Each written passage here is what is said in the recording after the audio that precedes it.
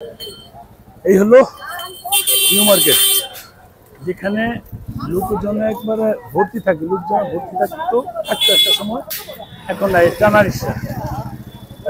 রিক্সা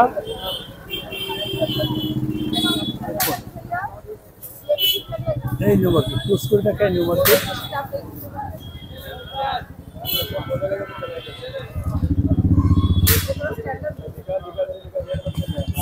একটু ঘুরে ঘুরে দেখি। এই হলো নিউ মার্কেট।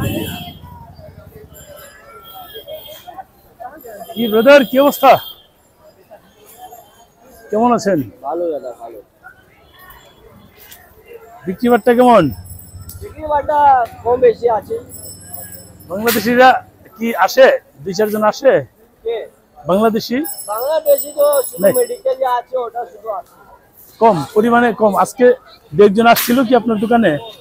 না, এসেছে আজকে আসছে, মানে যারা ট্রিটমেন্ট, ২-৩ দিন থেকে একটা দুটো ফুটো আমার কাছে, ওই যারা মেডিকেল ভিসায় আসে, মেডিকেল বিষয় জন্য আসছে। আর এটা বলবে শপিং বা বিজনেস আগের মতো না আর কি। ট্যুরিস্ট ভিসা কি আশা করা যায় নাকি? আপনারা কি প্রত্যাশা করেন?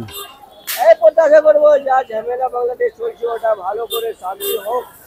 ভালো যা কাজ ছিল প্রথমে, যাভাবে বিজনেস করতো ওভাবে আরো চলুক, ওটা ভালো। আগের মতো স্বাভাবিক, আগের মতো ওটা ভালো আছে। আগের মতো স্বাভাবিক হওয়া দরকার। হ্যাঁ, সবাই চায়। Thank you brother. একটু ঘুরে ঘুরে দেখছি। একজনকে জিজ্ঞেস করলাম, তারাও প্রত্যাশা করে যে আগের মতো স্বাভাবিক হোক। সবারই প্রত্যাশা এটাই, আগের মতো স্বাভাবিক হবে। বিদেশের সম্পর্ক যে খারাপ অবস্থা যাচ্ছিল, এটা সরকার আসবে, সরকার যাবে, সরকার পরিবর্তন হবে, এটাই স্বাভাবিক। এক সরকার সারা জীবন থাকবে তেমনটা প্রত্যাশা করা বোকামো। এখন যে সরকারই আসুক, সব সরকারের সাথেই এখানে এখন বিজেপি আসতে, পরে হয়তো কংগ্রেস আসবে বা অন্য দল আসবে বা তৃণমূল কংগ্রেস আসবে, যেই আসুক তাদের সাথে বাংলাদেশের সম্পর্ক সেমভাবে থাকবে। এখন বাংলাদেশের সরকার পরিবর্তন হয়েছে, সেটাও সেম থাকবে, এটাই আমরা প্রত্যাশা করি। আমরা যারা ঘুরনবাজ, দেখুন লোকজন না, একেবারে খালি বলা যায়। নিউ মার্কেট এরিয়াটা একেবারেই খালি বলা যায়।